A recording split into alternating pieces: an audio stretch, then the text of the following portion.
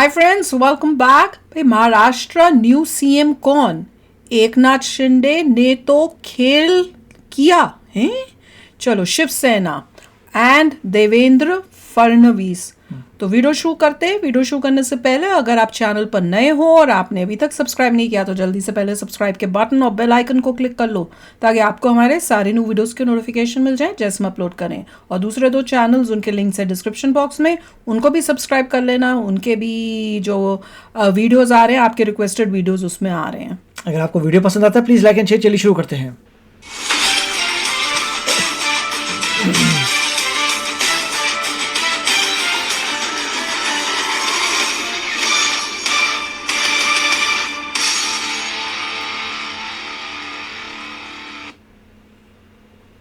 नमस्कार, बहुत स्वागत आप सभी का। मैं हूं सुशांत सिन्हा। महाराष्ट्र की राजनीति में खेला है कि खत्म ही नहीं हो। पहले इलेक्शन के रिजल्ट्स ने इतना बड़ा खेला किया कि उद्धव ठाकरे की पार्टी, शरद पवार की पार्टी और पूरी कांग्रेस सदमे में चली। लेकिन अब मुख्यमंत्री की कुर्सी को लेकर अजब अजब खेल चल रहा। और एकनाथ शिंदे जो अचानक अपने गांव चले गए थे, उन्होंने आज क्या खेला किया है? क्या जो विपक्ष के अरमान है उनके साथ खेला हुआ है या फिर महायुति में ही खेला हो गया है? आज आपको इस वीडियो में विस्तार से बताऊंगा कि महाराष्ट्र में अगला सीएम होगा कौन और इसको लेकर कहानी चल क्या रही है। मुझे तो लग रहा था फडणवीस बन चुके। जरूर कमेंट करके बताइए कि आपके हिसाब से महाराष्ट्र का अगला सीएम आप किसको बनते हुए देखना चाहते हैं? देवेंद्र फडणवीस को, एकनाथ शिंदे को या किसी और तीसरे व्यक्ति को? जरा कमेंट करके बताइए। लेकिन पहले मैं आपको बताता हूँ कि सारी चर्चा कि महाराष्ट्र का सीएम कौन होगा ये बहुत ही दिलचस्प हो गई है। और इसके दिलचस्प होने की वजह ये रही कि अभी हाल ही आपको याद होगा कि अमित शाह के साथ देवेंद्र फडणवीस, अजीत पवार और एकनाथ शिंदे की मुलाकात की तस्वीरें आई। और इस तस्वीर में खास करके सारा माहौल और चर्चा जो है वो गरमा दिया कि एकनाथ शिंदे जो एक दिन पहले कह रहे थे कि अमित शाह और नरेंद्र मोदी जो कह देंगे वो मुझे मंजूर होगा, वो अचानक अमित शाह से मिलते हैं और उनका चेहरा एकदम उतरा आप एकदम कंपैरिजन कर सकते हैं। डिफरेंस है। देवेंद्र फडणवीस और अमित शाह के चेहरे पर मुस्कान है और एकनाथ शिंदे का चेहरा बिल्कुल उतरा हुआ है। और इसी मीटिंग में अगर आप देखेंगे, लोगों ने कहा कि भाई सिर्फ एक की बात नहीं, आप देखिए सारे लोग मुस्कुरा रहे हैं। अजीत पवार तक के चेहरे पर एक कुटिल मुस्कान है, लेकिन एकनाथ शिंदे का चेहरा उतर क्यों गया? और इसीलिए फिर सारी चर्चा शुरू हुई कि क्या कुछ खेला होने वाला है। और आज क्या खेला हुआ है आपको ये दिखाऊं, उससे पहले जरा ये दिखाता हूं कि पूरा घटनाक्रम इस खेले के और दिलचस्प बना रहा है। 23 तारीख को महाराष्ट्र के रिजल्ट आए, 25 तारीख को ये कहा गया कि भाई एक सीएम और 2 डिप्टी सीएम जो है वो फॉर्मूला चलेगा।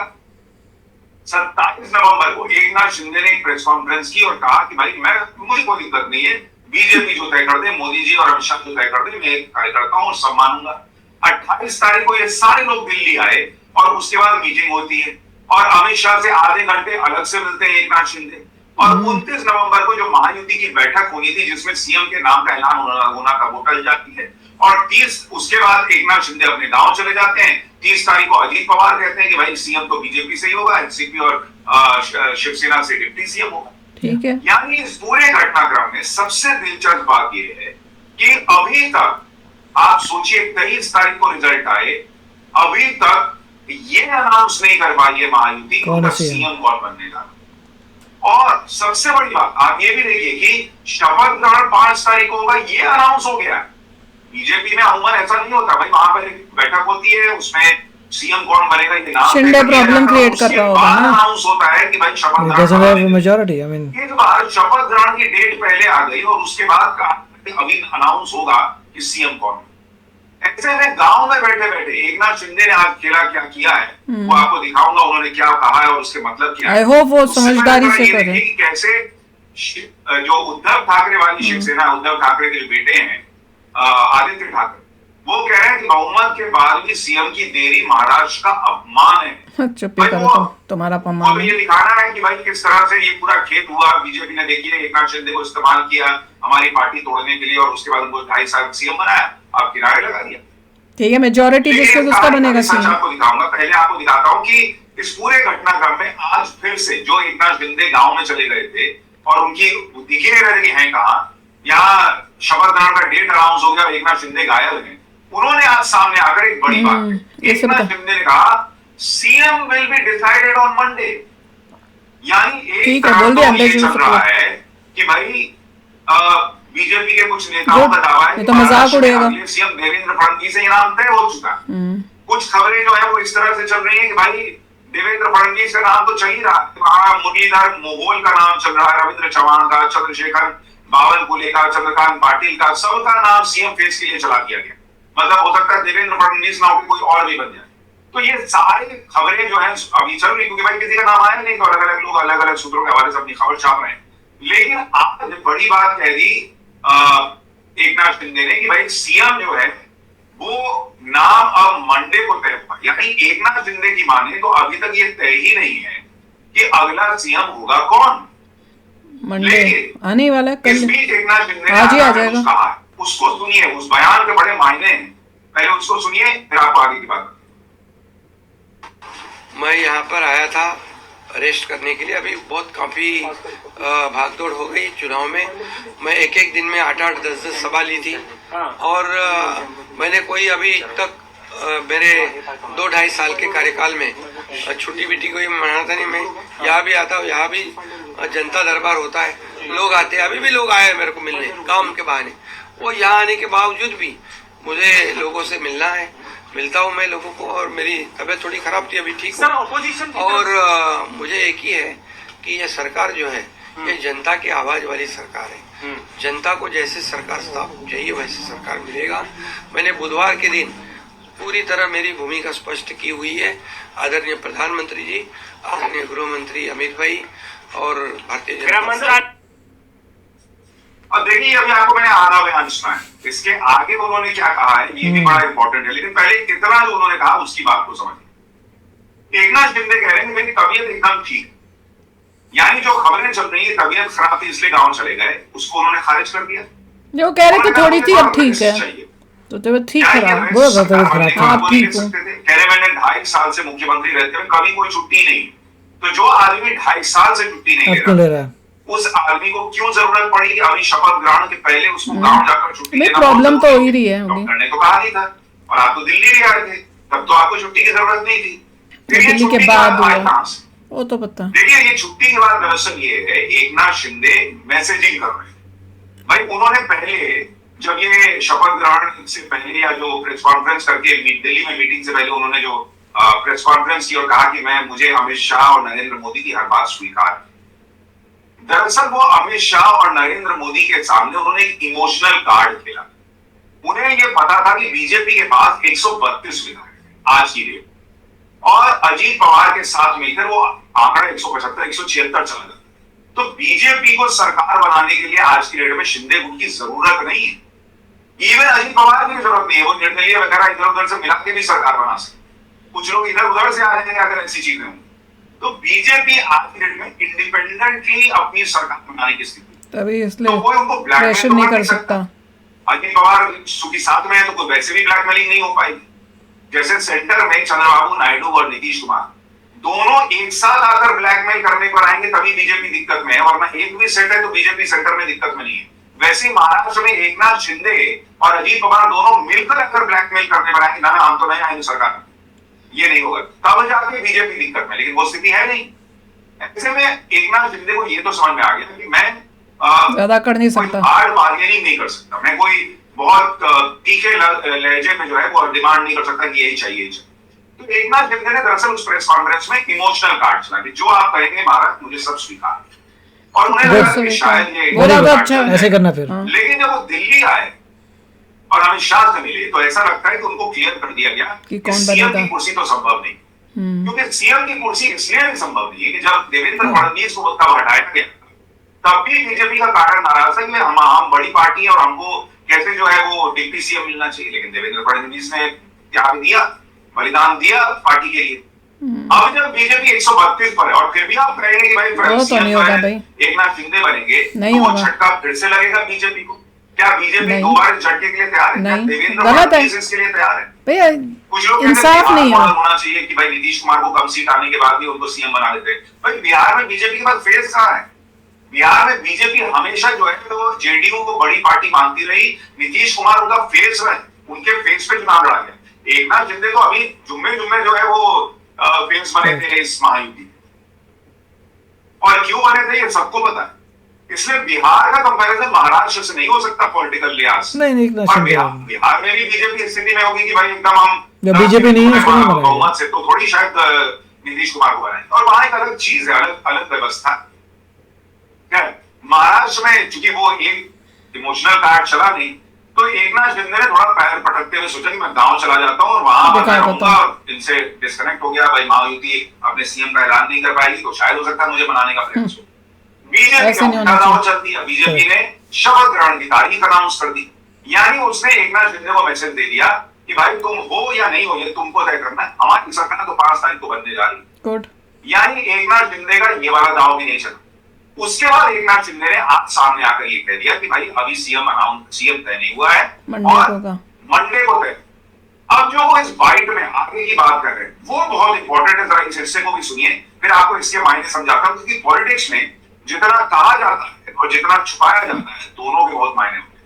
तो एकनाथ शिंदे का बाकी का बयान सुनिए।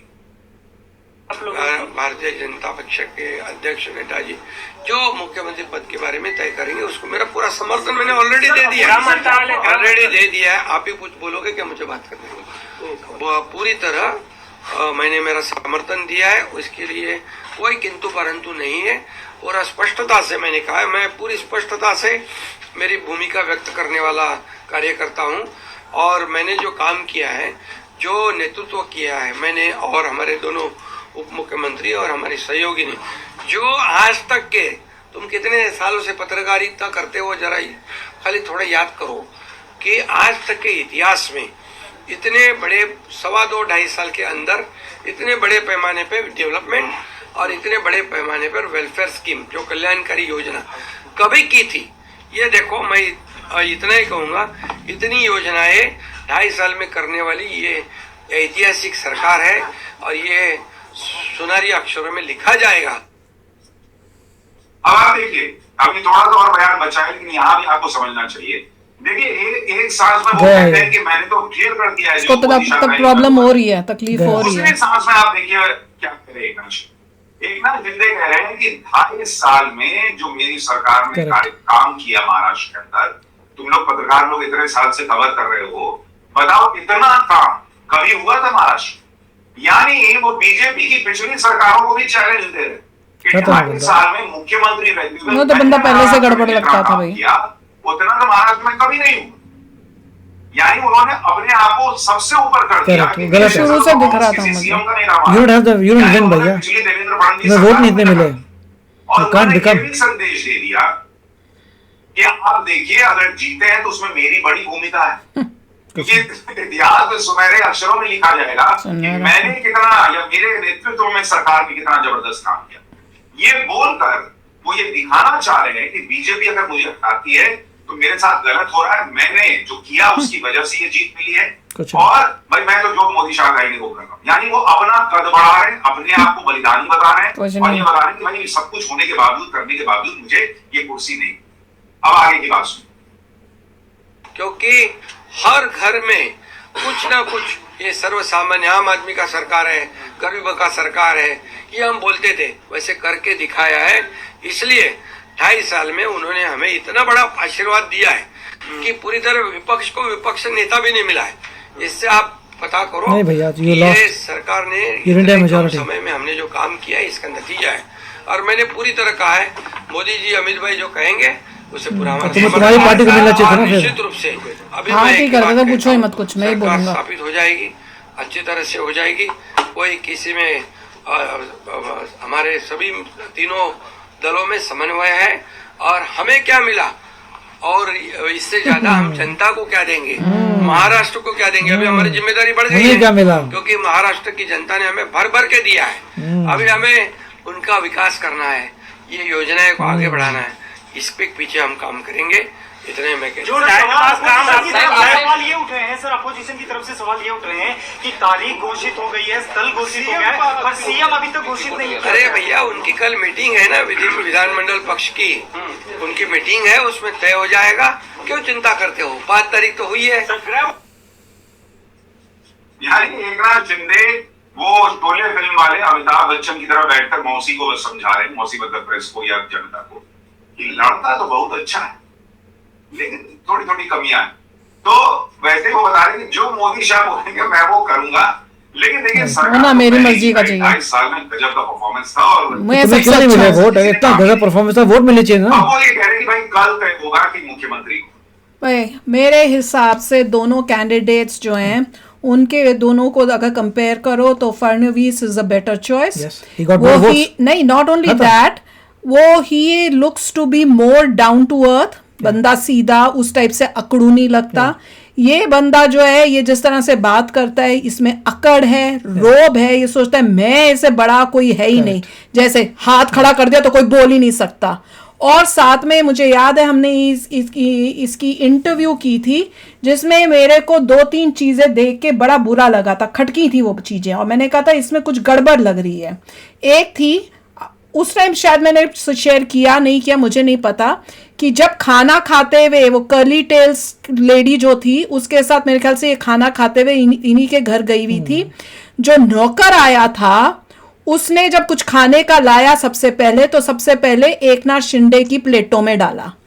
एक मेहमान आया हुआ है, साथ में वो एक लेडी है, इतना मतलब उसने एकनाथ शिंदे ने अपने नौकरों को डांट के करके उनको इतना डराया हुआ है कि वो सबसे पहले आके, उनको इतनी अकल नहीं थी कि भैया पहले लेडी को दो जो मेहमान को देते हैं, ये तो सबको पता होता है, वो उसने उसकी प्लेट में डाला। और एक शॉट शिंदे इसको भी नहीं हुआ कि भैया लेडी बैठी है, मेहमान आया, मैं पहले उसको नौकर को बोलूं नहीं आप पहले इनके डालो, उसने नहीं, मेरे को उसी से पता चल गया। दूसरे में he was drunk. Oh yes, और रात का जो उसके बाद पार्ट दिखाया था जिसमें यही लेडी जो थी साथ में इंटरव्यू के लिए गई थी, ये पूरा टुन था साफ दिख रहा था कि ये टुन था, और उससे पता चल रहा था there is something wrong, he is not a good candidate.